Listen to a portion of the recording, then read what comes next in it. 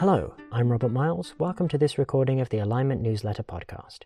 This is newsletter number 131, Formalizing the Argument of Ignored Attributes in a Utility Function, published on the 31st of December 2020 by Rohin Shah. Highlights. Link Consequences of Misaligned AI by Simon Zhuang et al., summarized by Flo.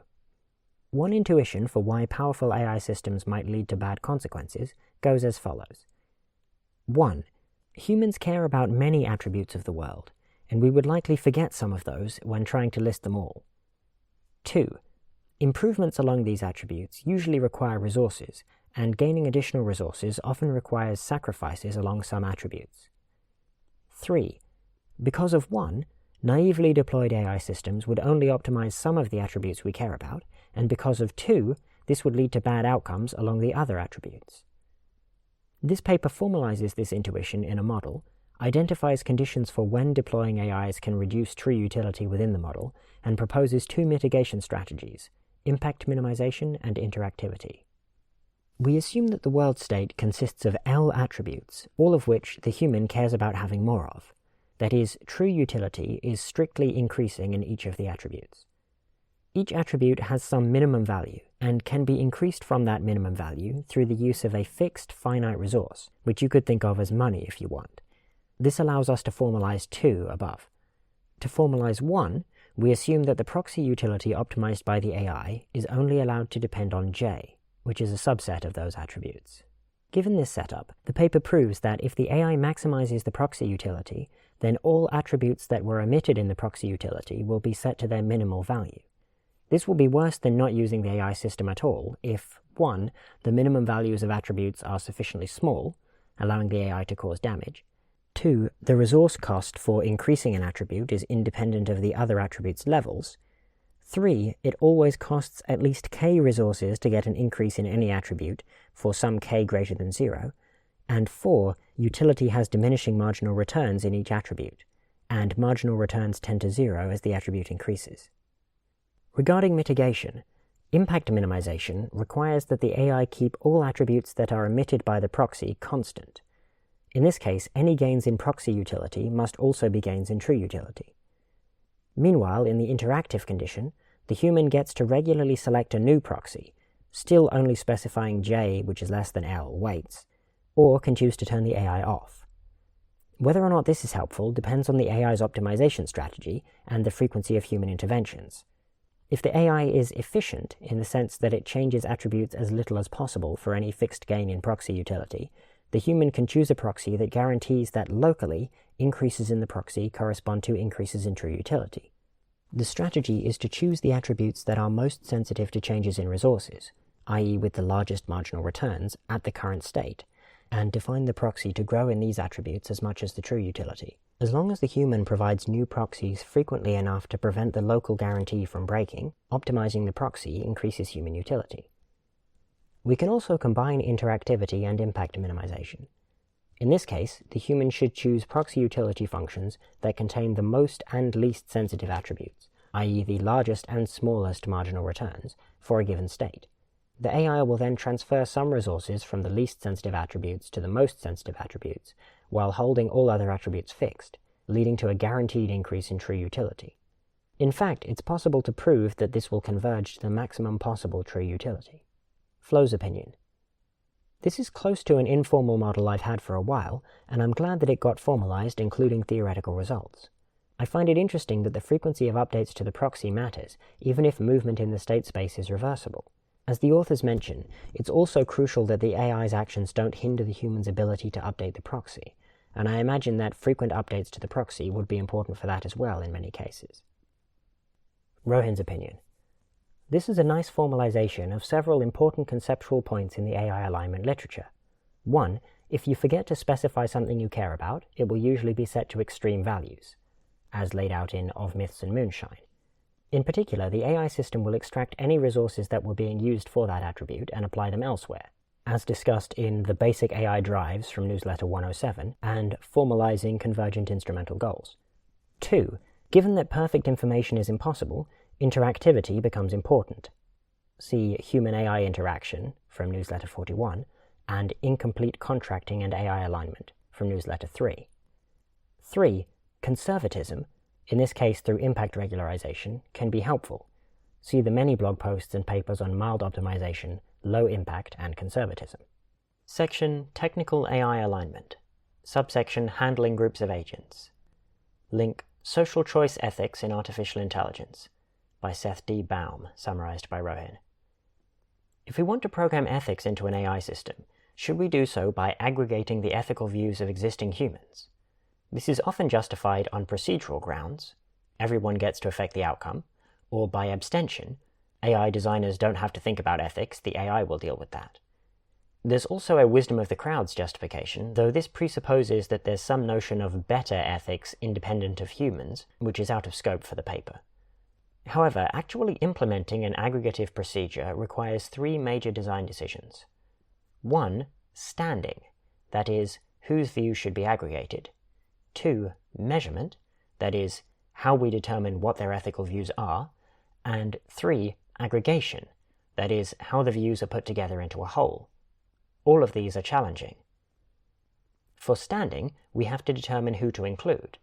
Should we include children, psychopaths, non-human animals, ecosystems, future generations, and other AI systems?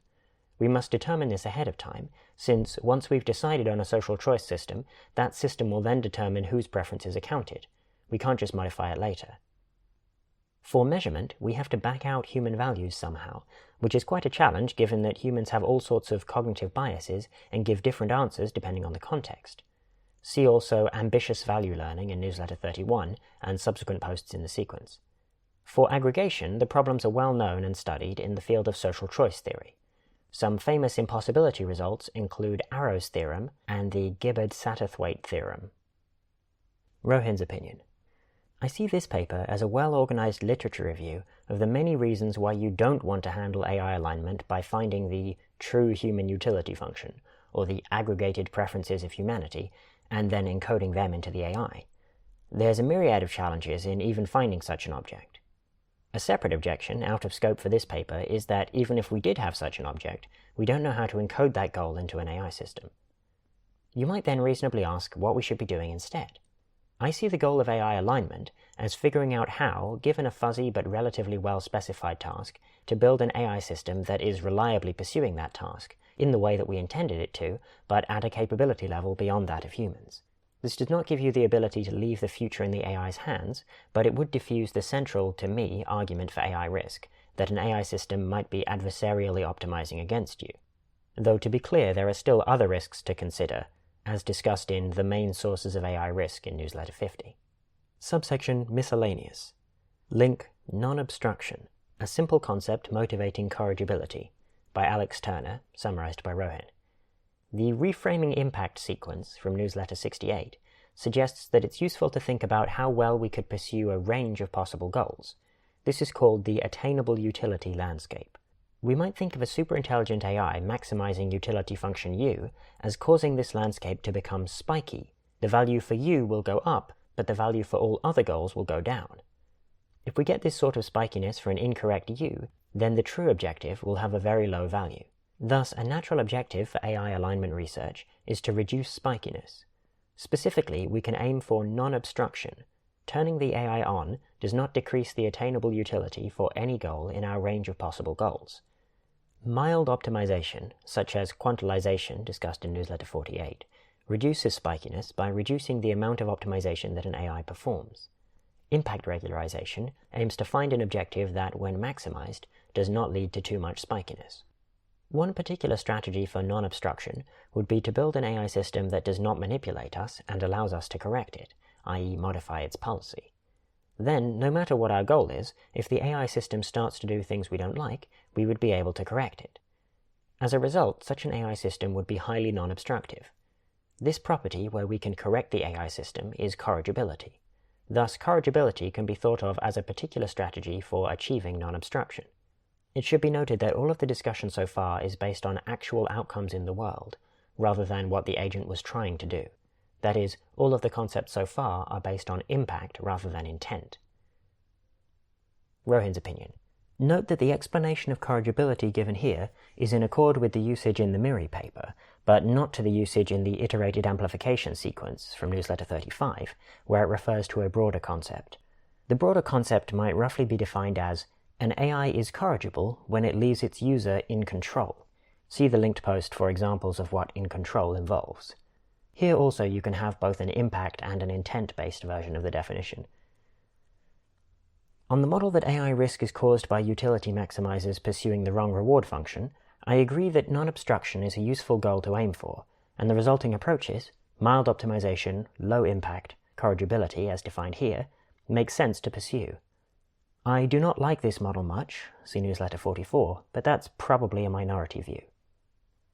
Link, Mapping the Conceptual Territory in AI Existential Safety and Alignment, by Jack Koch, summarized by Rohin. There are a bunch of high-level overviews and research agendas, not all of which agree with each other.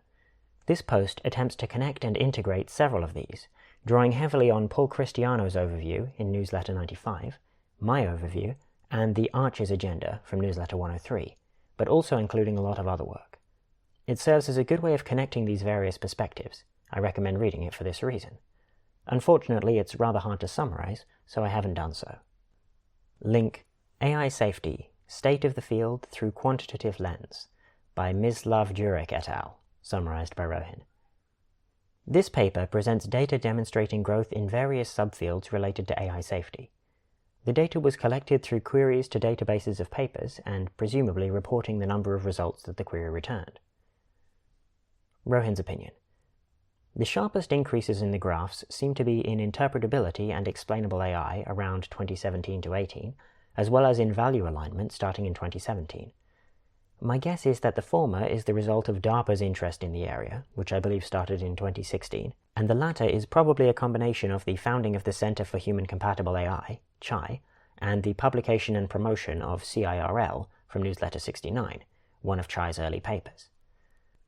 Surprisingly to me, we don't see trend deviations in papers on reward hacking, safe exploration, or distributional shift after the publication of concrete problems in AI safety, even though it's been cited way more often than CIRL, and seemed like it had far more of an effect on mainstream AI researchers. Note that safe exploration did increase, but it seems in line with the existing trend. Also note that I expect the data source is not that reliable, and so I'm not confident in any of these conclusions. Section AI Governance. Link Society in the Loop, Programming the Algorithmic Social Contract, by Iyad Rawan, summarized by Rohin. Earlier in this newsletter, we saw arguments that we should not build AI systems that are maximizing humanity's aggregated preferences. Then how else are we supposed to build AI systems that work well for society as a whole, rather than an individual human?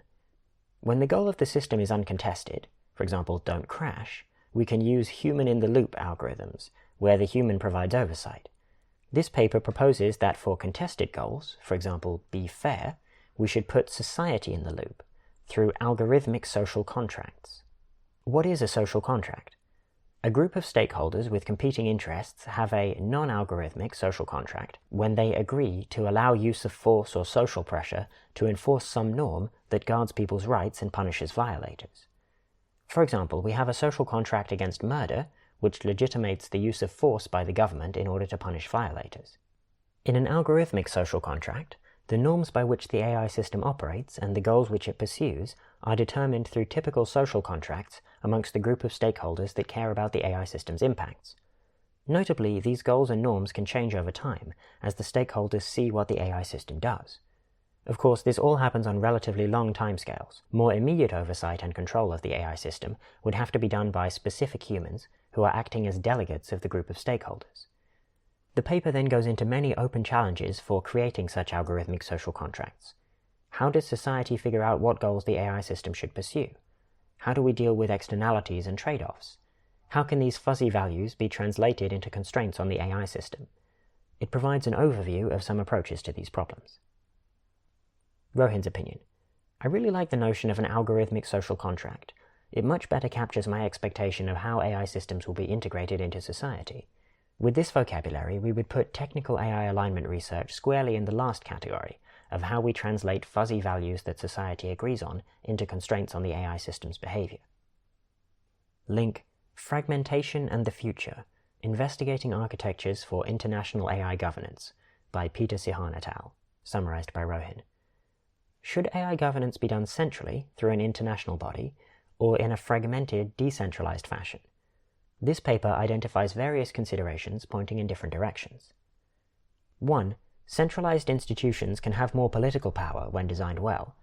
Their regulations can have more teeth. 2. Centralized institutions can be more efficient from the participants' perspectives. If there's only one set of regulations, it's much easier for each participant to adhere to those regulations. 3. A centralized institution will typically be slower to act, as there are many more parties with a larger stake in the outcome. This can make it brittle, especially when the pace of technological change outpaces that of regulatory change. 4. Centralized institutions face a breadth versus depth dilemma. If the regulations are too stringent, then some actors, i.e. nations, companies, etc., won't participate. There is depth but not breadth. And similarly, to get everyone to participate, the regulations must often be quite weak. Breadth but not depth. In contrast with decentralized approaches, the depth of the regulations can be customized to each participant. 5. With more fragmented approaches, actors can forum shop for the regulations which they think are best. It's unclear whether this is helpful or harmful for AI governance. 6. It's unclear which approach leads to more coordination. While a centralized approach ensures that everyone has the same policies, leading to policy coherence, it does not necessarily mean that those policies are good. A decentralized approach could lead to faster adaptation, leading to better policies that are then copied by others, leading to more effective coordination overall. This concludes Alignment Newsletter number 131. For more information, you can go to rohinshah.com/alignment-newsletter, where you can find all of the previous newsletters and also a spreadsheet of all of the papers and summaries that have ever been featured. Thank you for listening, and Happy New Year!